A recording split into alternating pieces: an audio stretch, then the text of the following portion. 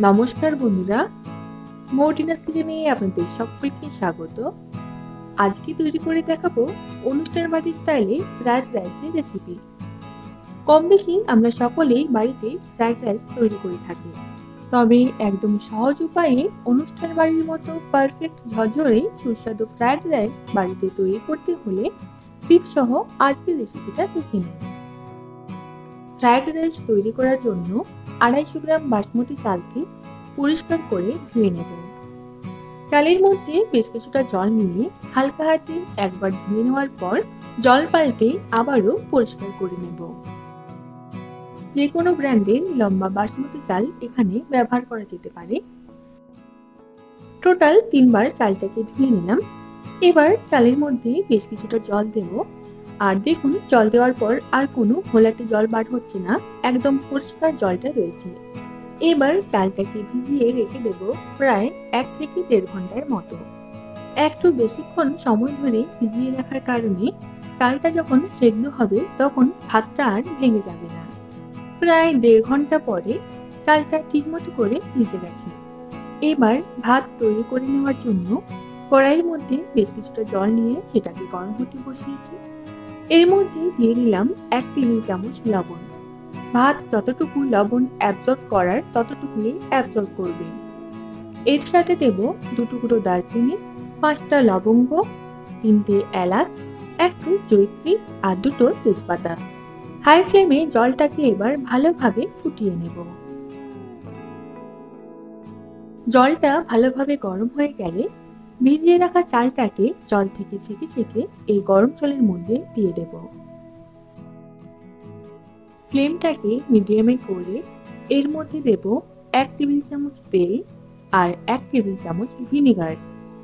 যদি ভিনেগার না থেকে থাকে সেক্ষেত্রে 1 টেবিল চামচ লেবুর রস ব্যবহার করতে পারেন। ভাতটাকে ঠিক মতো করে সেদ্ধ করে নেব।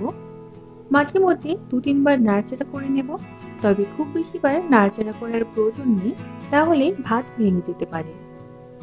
প্রায় 90% মতো ভাতটাকে সেদ্ধ করে নিয়েছি। আর ফ্রাইড রাইস তৈরি করার ক্ষেত্রে 90%ই ভাতটা সেদ্ধ করবেন, পুরোপুরি সেদ্ধ করার প্রয়োজন নেই।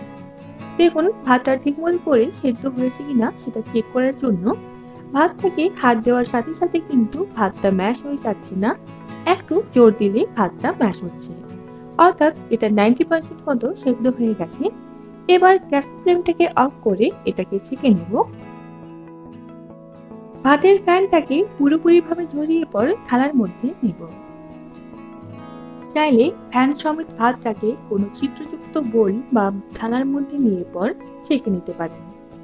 এবার একটা চামচের সাহায্যে এইভাবে একটু ছড়িয়ে পর ভাতটাকে রেখে দিলাম।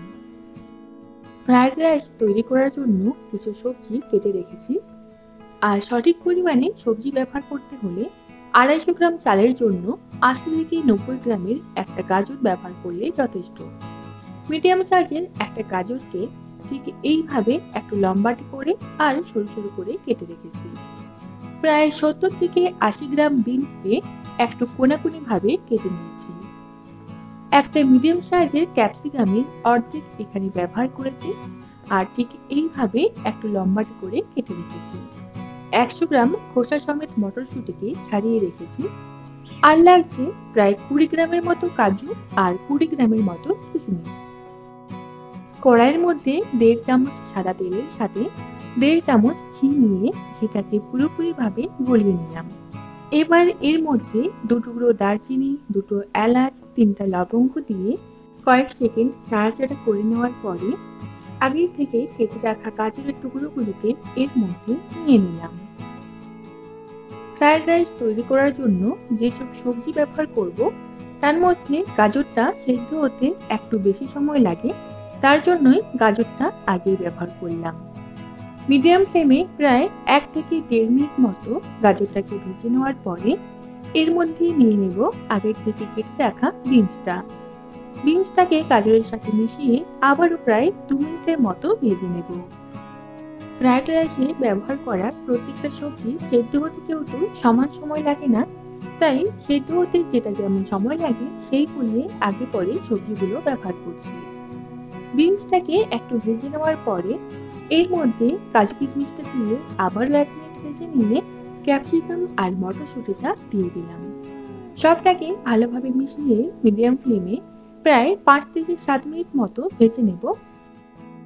এইসব সবজি ছাড়াও ফুলকপি, সুইট কর্ন, ইয়েলো বা রেড বেল পেপার ব্যবহার করা যেতে পারে। প্রায় 7 মিনিটের মধ্যে প্রত্যেকটা সবজি সেদ্ধ হয়ে গেছে। এবার গ্যাসের ফ্লেমটাকে অফ করে দেব, আর গ্যাসের ফ্লেমটা অফ থাকা অবস্থায় এর থেকে অর্ধেকটা অংশ তুলে নেব। বাকি অর্ধেকটা কড়াইয়ের মধ্যে এইভাবে একটু ছড়িয়ে দিলাম। এর মধ্যে দিয়ে দেব স্বাদ বুঝে লবণ। যতটুকু লবণ কড়াইয়ের মধ্যে থাকা সবজির মধ্যে লাগবে ততটুকুই ব্যবহার করলাম। আগে থেকে তৈরি করে রাখা ভাতের অর্ধেক অংশ এর মধ্যে নিয়ে নিলাম। ভাতের পরিমাণ বুঝে সামান্য একটু লবণ ব্যবহার করলাম, যেহেতু ভাতটা সেদ্ধ করার সময় লবণ ব্যবহার করেছি, তাই একটু কম পরিমাণে ব্যবহার করলাম। দিয়ে দিলাম 1 চামচ গুঁড়ো করা চিনি, 3টে চেরা কাঁচা লঙ্কা, আগের থেকে যে ভেজে নেওয়া সবজি কাজু কিশমিশটা তুলে রেখেছিলাম সেটা এর মধ্যে দিয়ে দিলাম। বাকি যে ভাতটা ছিল তার পুরোটাই এর মধ্যে নিলাম। স্বাদ বুঝে লবণ নেব। পরে যে সবজিগুলো ব্যবহার করলাম সেই সবজি আর এই ভাতটার পরিমাণ বুঝে লবণটা নিয়ে নিলাম। সামান্য একটু গোলমরিচ গুঁড়ো, 2 টেবিল চামচ গুঁড়ো করা চিনি আর একটু গরম মশলা গুঁড়ো ছড়িয়ে দিলাম। প্রায় 1 চামচের মতো ঘি দিয়ে একটা স্প্যাচুলার সাহায্যে ঠিক এই প্রসেসে পুরো ভাতটার সাথে সবজি আর বাকি সবকিছুকে মিশিয়ে নেব। এখন কিন্তু গ্যাসের ফ্লেমটা অফ অবস্থায় রয়েছে। এবার গ্যাসের ফ্লেম অন করে ফ্লেমটাকে একদম লোতে রেখে ঢাকা দিয়ে রেখে দেব প্রায় 4 থেকে 5 মিনিটের জন্য। ঢাকাটা খুলে নিয়ে স্প্যাচুলার সাহায্যে ঠিক এইভাবে ফোল্ড করার মতো প্রসেসে পুরো ভাতটাকে আরো একবার মিশিয়ে নেব। পুরোটাকে মিশিয়ে নেওয়ার পরে আবারও ঢাকা দিয়ে রেখে দেব 3 মিনিটের জন্য লো ফ্লেমে। 3 মিনিট পরে ফ্রাইড রাইস একদম তৈরি। বাড়িতে যে কোনো ছোটখাটো অনুষ্ঠানে বা এই শীতের সময় কোনো পিকনিকে গেলে অনেকটা পরিমাণে চাল থেকে ফ্রাইড রাইস তৈরি করতে হলে এই প্রসেসটা ফলো করলে সহজেই পারফেক্ট ঝরঝরে ফ্রাইড রাইস তৈরি করে নিতে পারবেন। এবার গ্যাসের ফ্লেমটাকে অফ করে দেব আর ফ্রাইড রাইসটাকে ঢাকা দিয়ে রেখে দেব 5 মিনিটের জন্য। 5 মিনিট পরে ফ্রাইড রাইস সার্ভ করার জন্য একদম তৈরি। যে কোনো আমিষ বা নিরামিষ পদের সাথে এই ফ্রাইড রাইস সার্ভ করতে পারেন। ফ্রাইড রাইসের সাথে সার্ভ করা যাবে সেরকম কিছু আমিষ ও নিরামিষ পদের রেসিপির লিংক ডেসক্রিপশন বক্সে দিয়ে রাখলাম, আপনারা একবার চেক করে নিতে পারেন। আপনারা যদি প্রত্যেকটা টিপস মেনে বাড়িতে ফ্রাইড রাইস এইভাবে তৈরি করেন তাহলে একদম ঝরঝরে অনুষ্ঠান বাড়ির মতো ফ্রাইড রাইস বাড়িতেই তৈরি করে নিতে পারবেন। আজকের রেসিপি যদি আপনাদের ভালো লেগে থাকে তাহলে ভিডিওটিতে লাইক, কমেন্ট আর শেয়ার করবেন।